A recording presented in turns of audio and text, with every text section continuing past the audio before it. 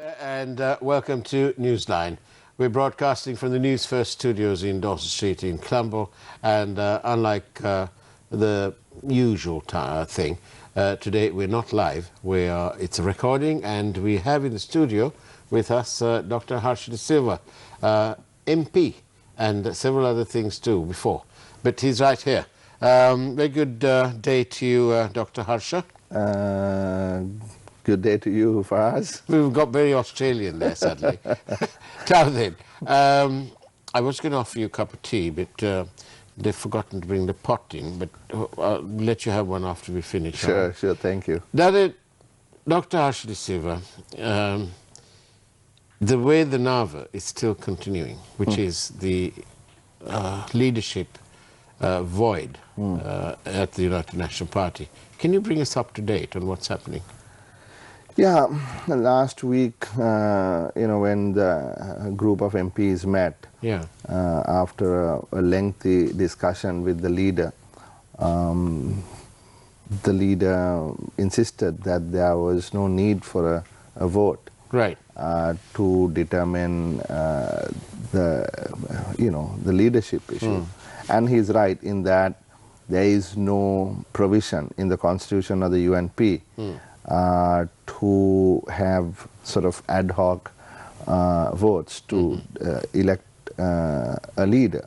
It's done once every 6 years after the amendments in 2012.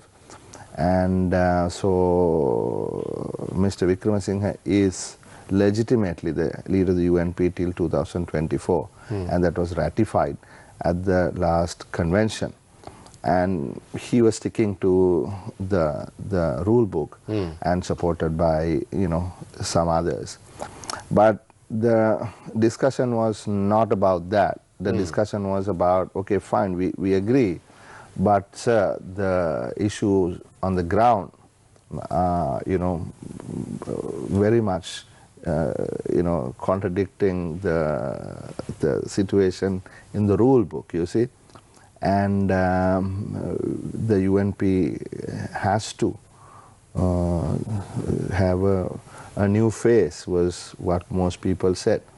And by new face, what the MPs mean, and just not the MPs, the provincial council members and the thousands of local government members, and of course the party cadres, wants a change in the leadership. I don't mean necessarily the leader per se, but sort of the upper rung, the current leadership structure. And also the policies, some of the policies of the UNP in the last couple of decades, 2 decades really, has sort of had negative impact, and we've seen our numbers drop. We've seen electorates that we used to win or lose by a small margin sort of get washed away. And why is that? The whole issue of whether we are able to sort of feel the pulse of the nation. That's right. I remember in the short-lived government of, what was that, 2002-03. Yeah. I remember being part of a team, just following them. Yeah. And it was a sort of UNP membership drive. Yeah. And we were in the Polonnaru area. Yeah. And the team that I was covering, yes, they collected petitions. Yeah. And when we got back to the rest house, and I said to Shantini Kongage, I said, have you sifted through them? And she said, yeah, there's nothing to sift. All of these here, and she had a big pile, she said they were all to do with the fertilizer subsidy. And many months later, I asked her, what has your leader done about it? She said, well, I've given it to him. And she didn't want to say any more, but I presumed what the rest of it meant. It meant that what the farmers were saying was inconsistent with the UNP's stated policy at that time. At that time. So that's just one thing. That it appears to me that I know you have all these other strictures in the UNP way of doing the economy, But these things are, these people vote for you at the end, or they may do. Yeah, I mean, that was obviously a fatal mistake. Yeah. And you remember the back and forth with Mr. Charitharathwate and SP Yes. Disanayak and so on. Yeah, I mean, one does not have to completely agree with whoever it is advises us. You know, it may be the IMF, it may be someone else, but we understand how this economy works. Yeah. Right, and what's in the theory book, of course, you know, is accurate, and that's how an economy works. But there are nuances, and we need to be able to understand those nuances, and be able to apply, you know, what is right. You know, timing also matters, and the way you apply it also matters. You know, how fast you do a sort of a big bang, or do you go slowly, step at a time, and so on. So policies need to be more closer, I think, to what people desire. We can't live, you know, 15 years ahead of the rest of the country. Yeah, you need to sort of sail with them. Sail with them. And of course, the third thing is our programs, you know, our ground game, you know, making sure that the party cadres, you know, strengthened, and they are able to go, you know, set up the branch officers and, you know, sort of make sure that the ground game works, right? And use technology like, you know, Basil did with the app and all that, Yes. you know. So there's quite a bit of work that needs to happen. So the party really needs a shake-up. And that is what we were asking for. So to sort of end it, what Sajid Premadasa said is, look, I understand, right? So therefore, let's just do an informal poll. Right. You know, not sort of an unofficial poll. Yeah. And to see what the sort of the feeling was, you know, among the... A little litmus test. Little litmus test kind of thing. And boss would have none of it. And he said no, and he adjourned the meeting and he left. And then with him, some 12, you know, left the room, and the remaining 52 voted to keep Sajid Premadasa as the interim chair for a meeting, and then took a vote to sort of course, informal poll, let's call it that. It's not a vote, it's a poll, unofficial poll. And 52-0, it was for Sajid Premadasa. So, I mean, that's very symbolic, you know. So What is the allure of Sajid Premadasa? I mean, he's currently the most popular leader in the UNP. Look, I mean, I don't believe in passing leadership from A to B. I don't believe that. So you're talking about because you're not backing Sajid because Rana Singh was the daddy? No. Right. That's wrong. Okay. I don't believe in that. I mean, we are progressive people, and you know, that's not how things should be done. Right? How things should be done is to democratize our party. But it must be refreshing to want to work with a man who is completely free of any form of allegations, credible or otherwise, in terms of corruption and departures and due process and so on. How refreshing is it? Well, I mean, look, there have been various allegations, right? Allegations, you know, I mean, I don't want to get into that. No. You know? I'm asking, I understand. I'm not asking you to compare. But what I am asking you is, yes, of course how it is. refreshing is it to work with somebody? No, it is very refreshing. It is very refreshing. It is. I mean, no doubt about that. But I'm not making any comparisons. No, not at all. Yeah. I'm merely asking you, it's very limited to the young Premadasa. So how is it going to be resolved? Will it get resolved? It has to get resolved. I mean, this is the grand old party. I mean, we need to strengthen it. But you saw what procrastination did to the result of the presidential poll. Yeah, we are, procrastinators, a bunch of procrastinators. Yeah. Look, I mean, it's not for, us pushing. I mean, we've been pushing for a long time, months, years. So it's now 2 months since the November election. It's time now. It's time now. And last weekend, both Sajid and boss had met with Speaker Karu Jayasuriya separately and had discussions. And Mr. Jayasuriya, from what I understand, has offered to even perhaps be a sort of a pro tem It's like an interim. leader if that makes everybody stick together. What is it? Is it ego? I mean, everything. It's not. I don't think there is one particular reason. I mean, I guess. See, look, when Mr. Wickramasinghe got to this position in 25 years ago, Lalit had been assassinated, Gama is assassinated. It's an utter mess, right? He somehow maintained it. I mean, I'm not going to sit here and say that he has done nothing for the UNP. No, not at all. Yeah. He has Yeah. delivered, and he did, like you say, he became the leader at a very challenging time in the history of the Grand Old Party. Yeah, I mean, but there's an interesting comparison. So from 1948 to 1994, and some 46 years, maybe.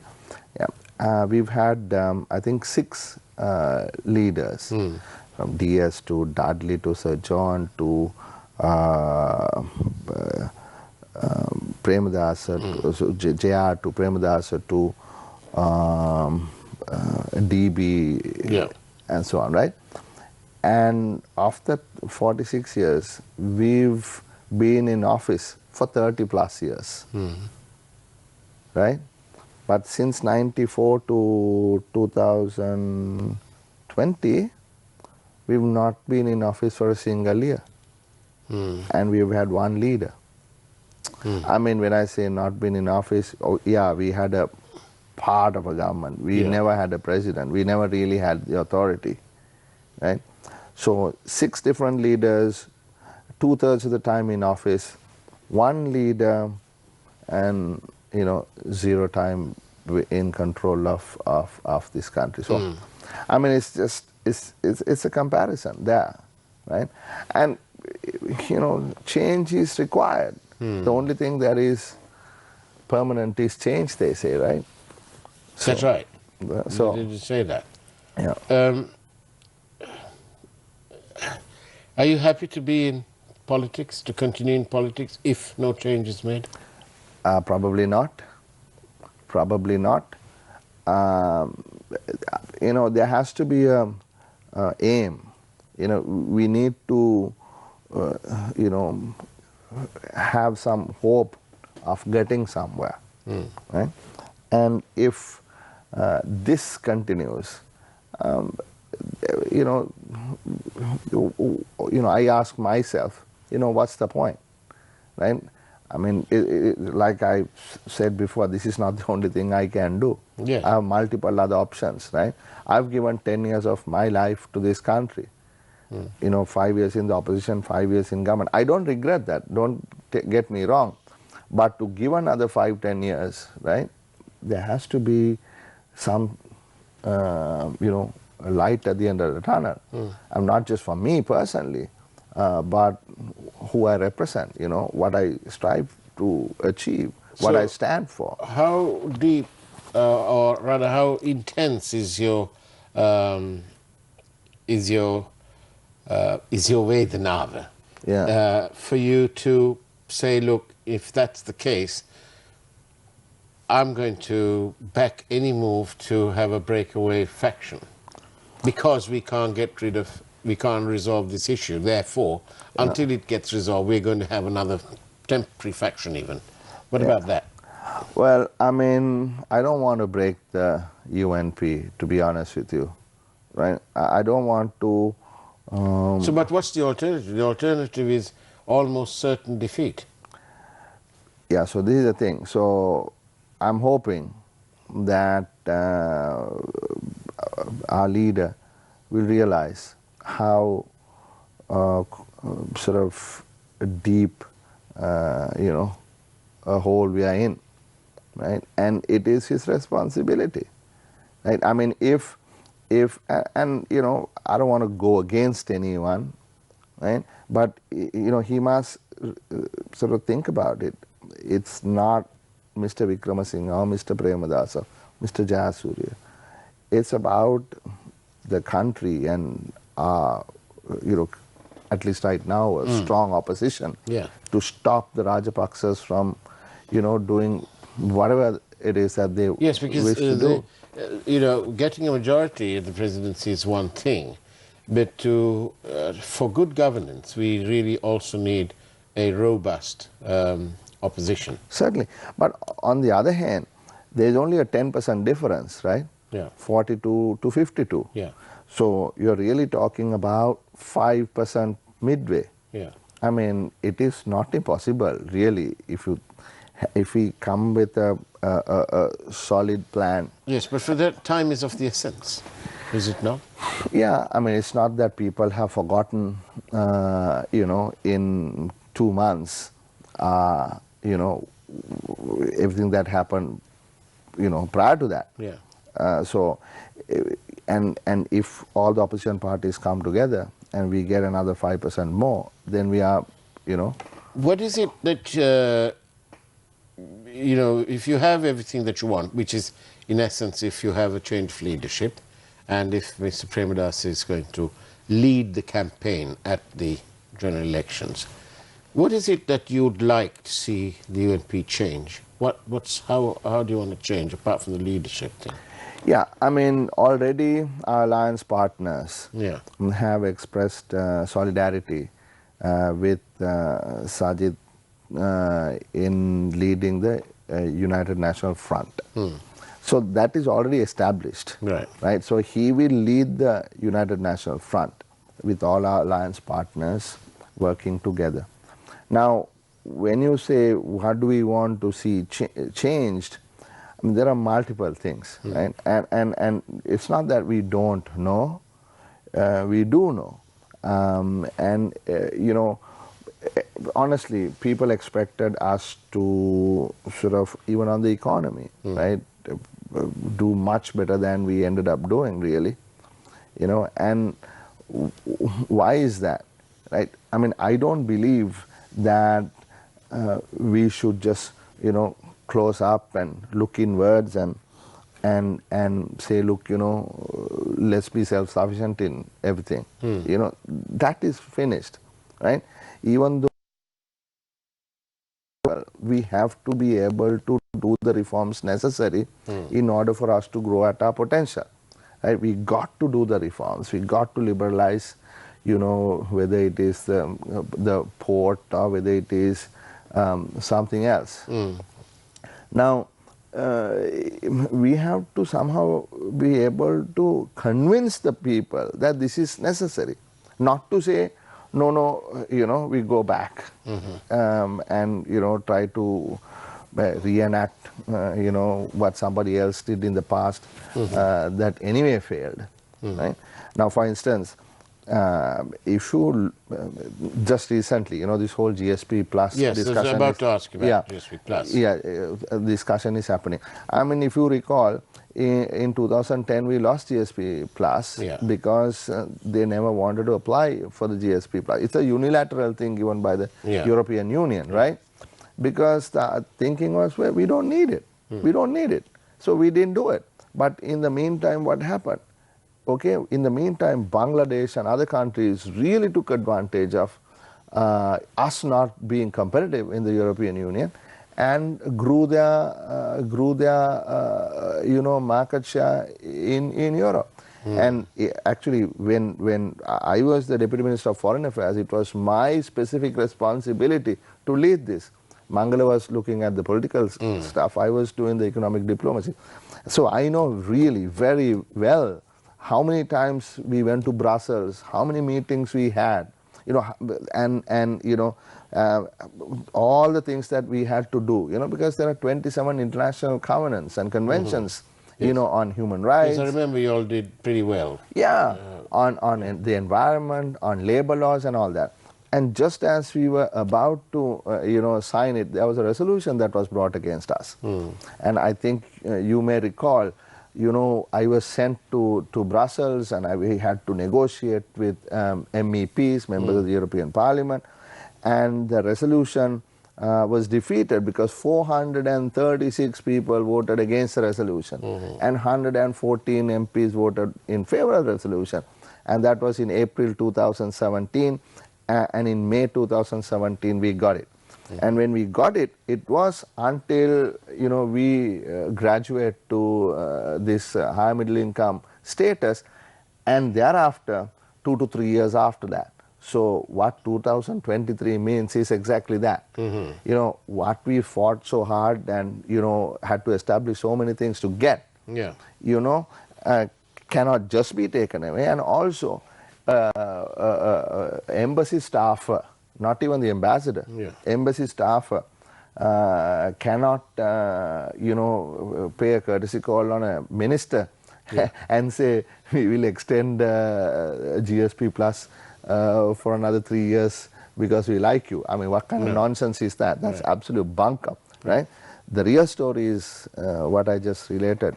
So what I'm saying is, unless you are able to appreciate that, you know, and not say, you know, we shouldn't be What doing... about all these compliance issues, though? Yeah, compliance issues. Especially in terms of, you know, these accountability processes and all that. What about that then? Those will happen. Those will happen. I mean, but are we geared to do that, to address those issues? Well, that is the prerogative of the government, no, whether they want to do it but or what not. progress did the Sirisena Wickremesinghe government make on that? Oh, I mean, we were fine. I mean, every year we got the GSP Plus, you know, extended. So I mean, there are people who visit, you know, they go, you know, there's about labor issues, environment issues, human rights issues, media issues. I mean, unless there is, and I fear that honestly, right? There is a complete change of that sort of status quo from then. It might be difficult. So it's up to them. The challenge is for them. But my point was that, you know, people will be critical of us on the economy and stuff. But what I'm saying is, that's the only way forward, right? Opening up, you know, building the bridges with these countries, liberalizing, and all of that. So we have to be able to convince people that that is what we need to do. With a fortuitous change of leadership at the United National Party, what are the chances, in your opinion, of the UNP forming a majority in Parliament after the next general election? I mean, I got to be honest with you, right? Realistically, for the UNP alone to get a 113 majority is going to be difficult, right? But today is about coalitions, right? It's about alliances, right? It's about people working together. And if you look at it that way, there is a fair possibility, right? It's not beyond the impossible. I mean, it is within the possible, right? That we'll be able to bring together, you know, folks from different parties to work together and form a government. That's possible. That's possible. That's possible. And do you think, on a scale of 1 to 10, you're a betting man? Are you willing to wager? Nah. No, then I'm giving away my secrets. Harsha De Silva, you know, thank you ever so much for coming in to Newsline, and we appreciate your time. We must wish you all the best in your quest to return the Grand Old Party to an equitable position in which you guys have a fighting chance of providing leadership. And so, in the bigger picture, provide an equitable democracy for all of us in Sri Lanka. Thank you, and thank you again. And that's the way it was. Thanks. On Newsline. Thank you very much for watching. Do send us your questions for the next program on SMS 0772 300 305. Take care, and of course, God bless. News First, Newsline with Faraz Shauketaly.